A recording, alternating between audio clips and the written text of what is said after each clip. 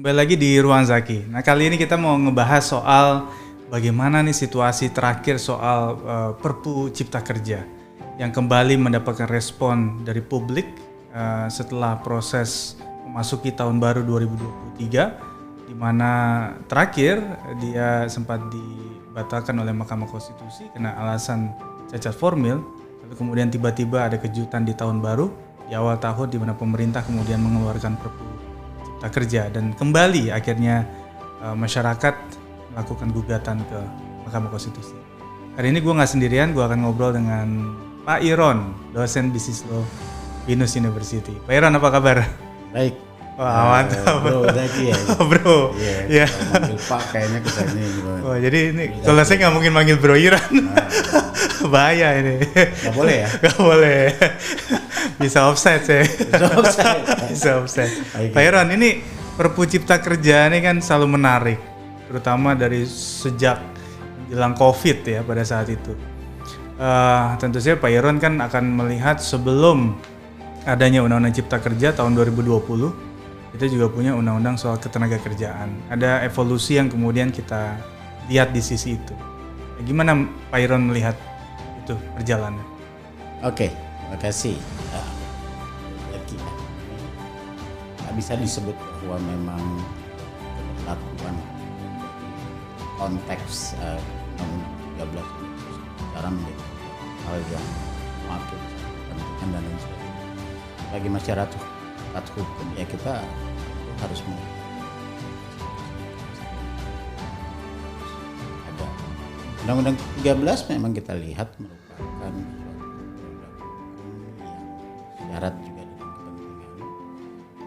Nggak akan nyebut ya kepentingan itu apa ya. Itu ada kepentingan di mana para pihak juga mungkin bisa melihat kepentingan tersebut.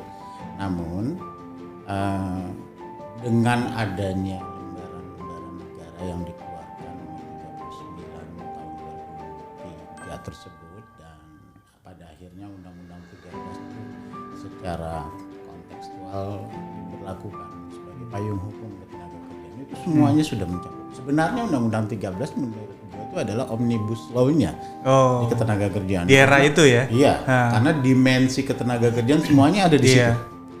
Berbicara PPHI, berbicara pemecatan, berbicara training, berbicara pengupahan, outsourcing, semuanya aspek dimensi-dimensi ketenagakerjaan itu ada dibahas di Undang-Undang 13 tahun 2003. Nah, berkembang dari konteks itu, ya kita melihat satu paradigma perubahan dari pemerintahan yang masih di mana juga mungkin ingin membangun investasi dan lain sebagainya, atau mungkin ada kaitannya dengan institusi moneter dunia dan lain sebagainya. Untuk bidang ketenagakerjaan dengan undang-undang tersebut ada praksisnya tidak lagi terjadi karena banyak permen yang keluar, contoh Permen 100 tahun 2004 yang ya KWT sampai bahkan PKHL harian. Contoh kita berbicara ada tahun 14 ya tata cara penyelesaian kan sebenarnya tidak ada kekosongan. Praksis bidang tenaga kerjaan berjalan secara apa adanya ya dalam konteks hal ini. Kebetulan dari sisi case-case yang gue jalanin juga cukup bisa mengakomodir Undang-Undang 13 tersebut. Nggak tahu gimana. Ini langsung ujuk-ujuk ya. Nggak tahu gimana isu-isu untuk cipta kerja ini sudah mulai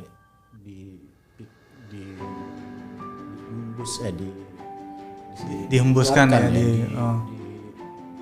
ditiup lah oleh pemerintah gitu. Tapi omnibus yang merangkul beberapa undang-undang, bukan hanya ketenagakerjaan. Menariknya Bidang ketenagakerjaan itu, ini menurut orang Kemnakeri ya,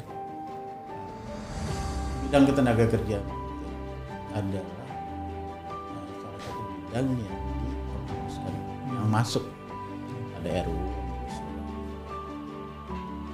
Menariknya lagi, bidang ini hanya pasalnya tuh mungkin paling sedikit di antara pasal-pasal yang lain. Pasal ada 80 mungkin nggak sampai 100, mungkin ada 20-30 pasal. Dari ribuan pasal itu ya. Walaupun ada bagian-bagian yang menariknya lagi, dengan pasal yang sedikit, bentuk respon dari aksi dari munculnya Undang-Undang Omnibus Law pada tanggal 14 Oktober 2020 melalui Lembar Negara nomor 245 dan tambahan lembaran negara ya TLM-nya itu kalau nggak salah ya 3.000 something. Yang penting TLM-nya setelah melakukan beberapa revisi kan, halamannya yang 1.200 mundur jadi 1.000, turun lagi jadi 900 dan turun 800, kira-kira kayak gitu. Itu 14 Oktober. Secara konteks perlakuannya yuridis Geltung ya, itu memiliki kepastian.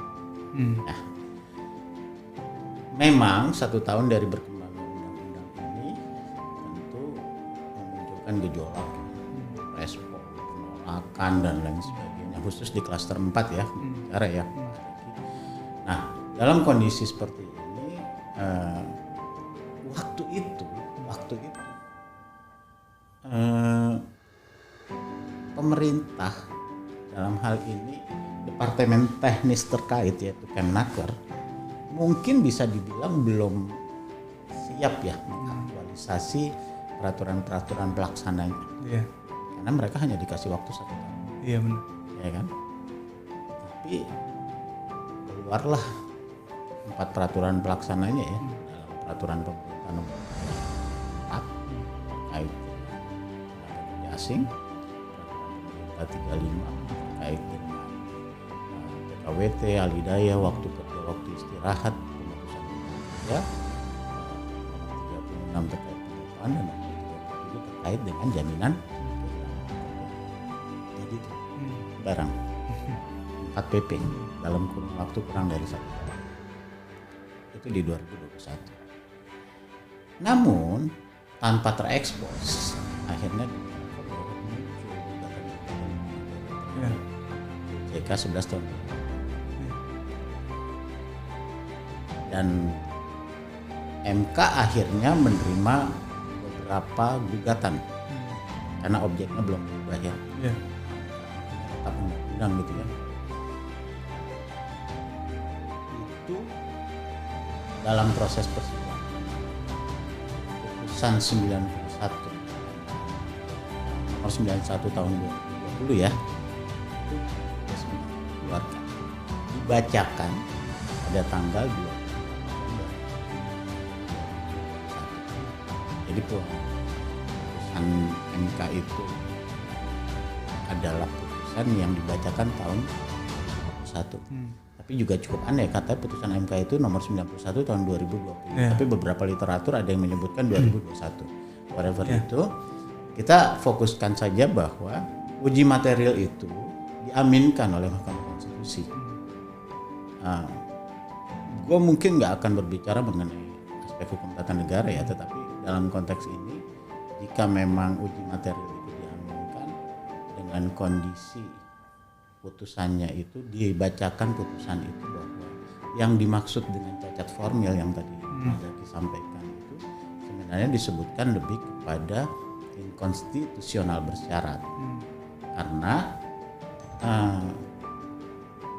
diyakini bahwa UU Cipta Kerja 11 tahun 2020 itu tidak mewakili apa yang menjadi prinsip meaningful participation.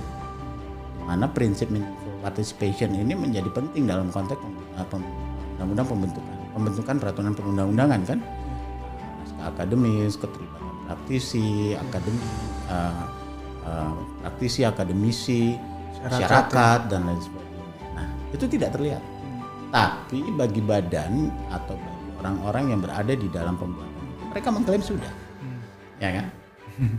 Saya sendiri juga pernah menanyakan mana naskah akademisnya waktu itu, pengen lihat gitu kan, kan lah, kan sudah.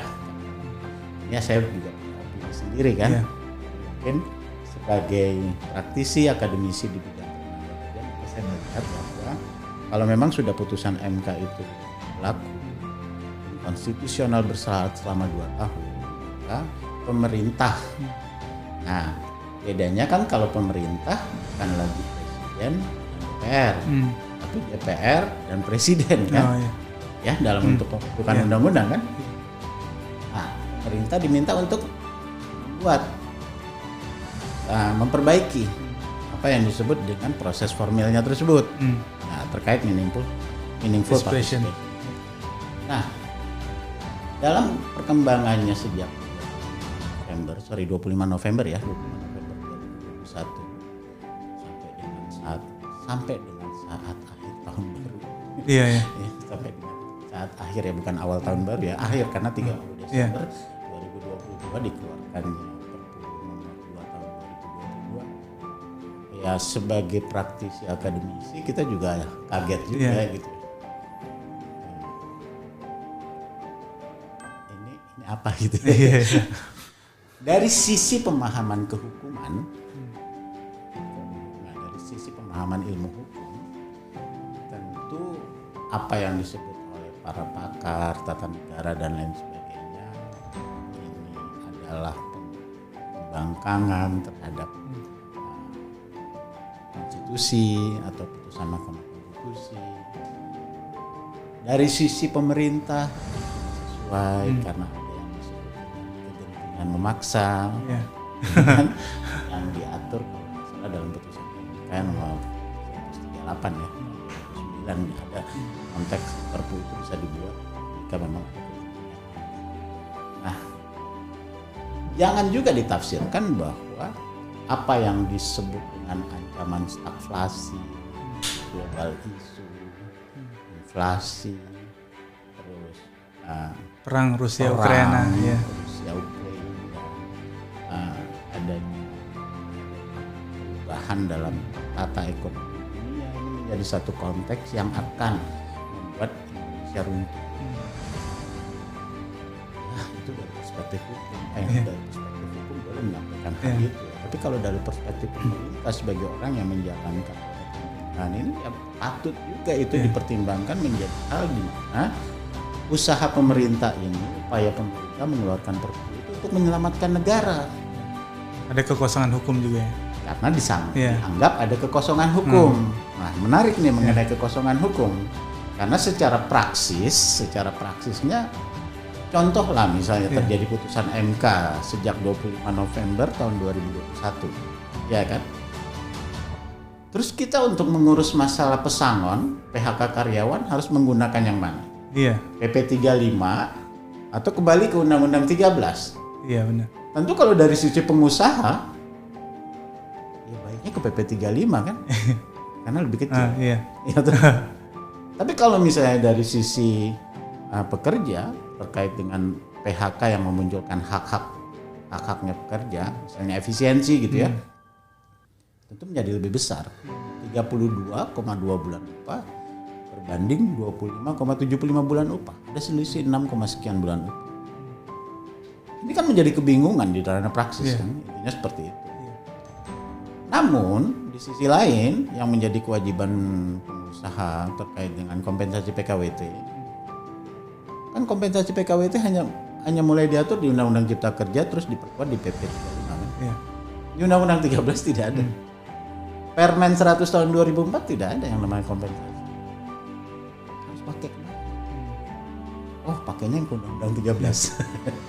Iya benar. Jadi yang kalau pengusaha yang menguntungkan pengusaha pakainya Undang-Undang 13, kalau nggak yang menguntungkan pengusaha pakainya di PP 35, jadi kacau akhirnya ini. Ada conflict of law di sini. Nah, artinya dalam istilah hal yang kita lihat adalah kacauan ini menjadi hal yang mungkin menjadi pemikiran juga ya. Apa yang gue bicarakan ini kan tentu menjadi hal yang mungkin sangat kecil gitu ya, para eksekutif dan nah, stagflasi, ancaman stagflasi itu kan suatu hal yang sangat makro. Jadi kalau dilihat dalam perspektif pemerintah berusaha mengisi kekosongan hukum tersebut secara cepat.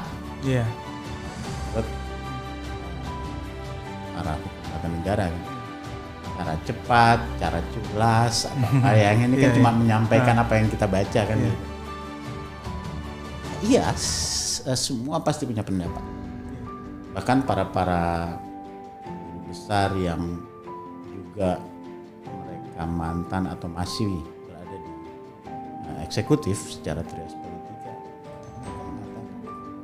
mungkin ini bukan sesuatu hal yang benar, tapi mungkin ini sesuatu hal yang baik.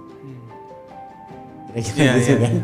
Nah, benar mungkin ya itu tadi cara cepat dan lain sebagainya. Nah, sehingga gue melihat bahwa Perpu 2 ini kalau gue balikin dalam diri gue sebagai praktisi di industrial relation yang mungkin juga seorang pekerja di dalam satu institusi yang pasti kepentingannya banyak lebih kepada kepentingan usaha sebagai pemberi kerja. Perpu 2 ini sebenarnya menjadi sesuatu yang lebih jelas. Kan kalau kita melihatnya dasar hukumnya ada kan, maka kalau misalnya manajemen di tempat kerja melihat bahwa untuk pesangon makanya yang mana? 25,75. Nggak lagi khawatir ada desakan atau opini dari pekerja bahwa itu kan udah sedang Mahkamah Konstitusi, sudah ada putusan Mahkamah Konstitusi. Enggak, sekarang udah jelas kan gitu. Terus kalau pekerja menanyakan, saya pekerja yang berstatus PKWT, mereka menanyakan masalah kompensasi. Oh sudah ada jelas.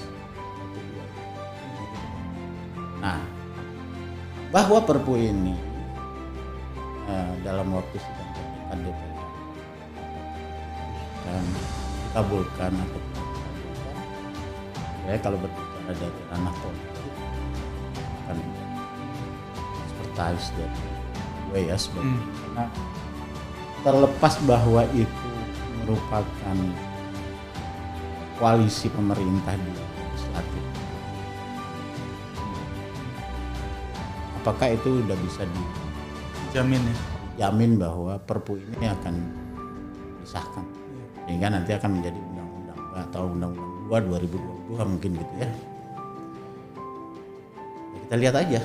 Akan tahu gue udah muncul lagi tuh kalau nggak salah ya tanggal 5 Januari gugatan material gitu kan.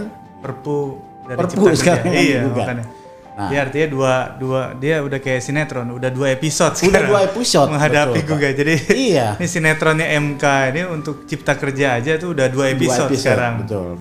Dan Prof Mahfud itu kan bilang di depan publik pada saat itu ini udah benar katanya. Kita emang udah katakan tadi inkonstitusional bersyarat di mana kita ada cacat formil, tapi sudah kita benahi lewat Undang-Undang 13 2022 dari amandemen Undang-Undang 12 2011 tata urutan perundang-undangan. Jadi metode omnibus itu udah dimasukkan.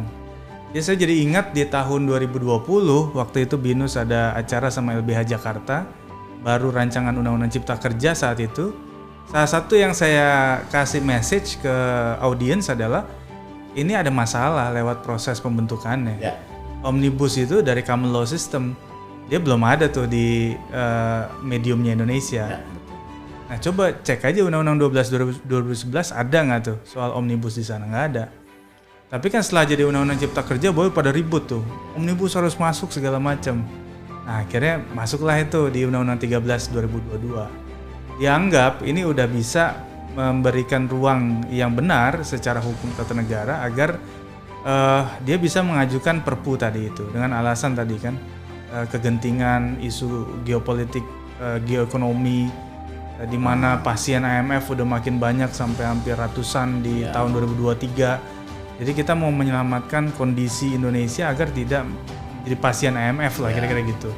Di samping tadi tuh soal ketidakpastian hukum dalam urusan tenaga kerja, urusan lain-lain, karena kan ada lebih dari 80 undang-undang tuh yang masuk Di dalam Cipta Kerja, urusan kan? Cipta Kerja. Terus yang lebih parahnya lagi, banyak orang yang jujur bingung sebenarnya. Ini tuh apakah 80 undang-undang lebih itu hilang diganti sama satu undang-undang namanya Undang-Undang 11 2020 Cipta Kerja, atau dia hanya mencomot pasal-pasal tertentu masuk ke Undang-Undang 11 2020 pada saat itu. Itu yang kemudian menjadi pertanyaan besar. Karena apa? Ada yang kemudian saya misalnya menganalogikan seperti anatomi tubuh. Jadi manusia ketika diambil jantungnya doang, paru-parunya doang, kan tidak berfungsi secara sempurna sebagai manusia, kira-kira begitu. Nah, tetapi kemudian ini yang kemudian harus kita lihat nih. Bagaimana bentuk omnibus ke depannya, terutama soal Perpu Cipta Kerja ini. Ya. Karena ada yang bilang bahwa secara substansi kayaknya nggak jauh beda deh gitu. Mungkin ada perbedaan sedikit, tapi paling tidak di titik mana kita bisa membedakan satu undang-undang disebut omnibus atau enggak. Ya, itu mungkin akan ada diskusi lanjutan tuh nanti itu masalah. Tapi menarik tuh Mas Zaki. Memang benar bahwa undang-undang Cipta Kerja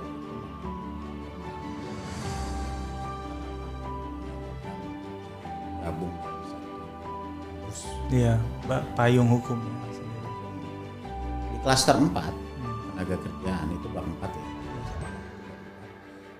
Itu ada 5 bagian. Bagian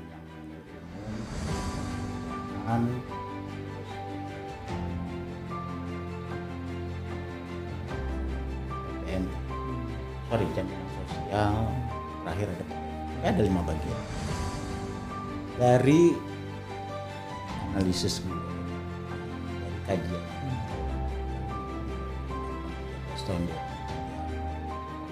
ada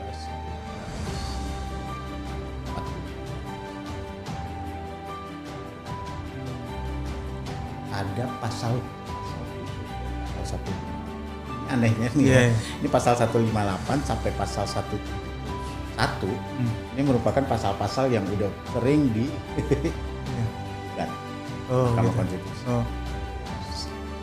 Itu rata-rata mengenai hak dan lain sebagainya. Tidak berbicara hal-hal mengenai di luar PHK. Nah, menariknya apa? Ada sedikit perbedaan dari penghapusan pasal-pasal yang ada di Undang-Undang 13. Kita tahu bahwa nadi dari Undang-Undang 13 itu adalah undang-undang yang mewakili kepentingan investasi usaha. Seharusnya undang-undang ini jika kita tarik mundur ke belakang dengan Kepmen 150 tahun 2000 ini jauh lebih bagus. Ya kan? Iya. Dulu di Kepmen itu orang mengundurkan diri dapat uang penghargaan masa kerja kan? Iya loh. Kepmen 150 itu orang bilang Kepmen Pego. Sekarang di Undang-Undang 13 nggak ada. Tapi masih mengatur 32 untuk masa kerja. Seharusnya ini udah bisa menjadi landasan kepastian ya secara konteks praktek tenaga kerja. Tapi pada waktu perubahannya menjadi 11/2020 di Cipta Kerja Pasal 4 dengan PP 32 itu turun lagi. Penghapusan ini ternyata makin memberikan ruang bagi investasi. Kalau memang tujuan investasi, gue pasti akan mendukung. Ya kan? Karena tentunya dengan investasi akan muncul kesejahteraan karena kerja yang ini dan lain sebagainya kan gitu. Dari situ. Outsourcing. Ya tau lah, outsourcing kan bisa dikatakan itu bahasa kerennya teknologi. Mereka kan era modern. Halalkan. Dikasih ruang, dikasih. Ya, apakah memang ke depan dunia industrial relation harus berbicara kepada prinsip harmonis, dinamis, keadilan? Menurut gue, bagi orang yang memperhatikan, gue harus berbicara bahwa faktor dinamis itu harus menjadi hal yang terdepan. Kenapa? Kita semua siaplah dengan kedinamikaan yang akan terjadi. Apapun dinamikanya, kita harus menguatkan harmonis. Mas Jaki dengan saya misalnya, saya Mas Jaki pemberi kerja, saya penerima kerja. Ada aturan baru, ada perubahan kebijakan internal terkait dengan kaidah otonom heteronom, kita tetap harmonis. Karena kita selalu siap kan. Jangan harmonis dulu. Tahu-tahu pas kedinamikaannya datang kita nggak siap, yang ada malah jadi nggak harmonis. Nah, prinsip-prinsip itu emang harus dibangun sih Mas. Karena apa? Karena ya yang disebut dengan perselisihan itu pasti akan ada. Tapi manusia kan dibekali oleh 3, rasio, intuisi, empirik. Itu epistemologi dalam konteks filsafat keilmuan. Ini harus menjadi dasar. Ini harus dipraktekkan dalam segala dimensi, khususnya di bidang ketenagakerjaan. Nah, apapun yang menjadi perubahan dari 11 tahun 2020 ke Perpu 2022 sebenarnya dari sisi yang tadi ya, yang dihilangkan di pasal 158 171 tidak ada perubahan. Seharusnya bisa ya, artinya nggak perlu lagi kalau mau bicara PHK pakainya ini ya. Kalau bicara kompensasi PKWT pakainya ini. Dualisme dari sisi adanya ketidakpastian. Kira-kira itu pendapatnya. Jadi artinya sebenarnya Perpu ini sudah memberikan kepastian hukum yang baru. Cuma kita akan lihat apakah kemudian gugatan di MK ini akan berlanjut gitu ya. Karena ini juga tentu saja akan ada Januari ya kalau nggak salah ya. Iya, jadi sekitarnya 7-8 hari yang lalu dan kita akan lihat bagaimana Hakim MK responnya, karena ini orang menunggu nih responnya Hakim MK ini kan, apakah betul-betul dia merasa dikangkangi oleh pemerintah. Dan timnya itu dengan Perpu ini, atau dia akan tetap meminta pemerintah menjalankan perubahan sampai di tahun ini, 2 tahun yang karena masih ada waktu. Iya, masih ada waktu. 24 November 2023.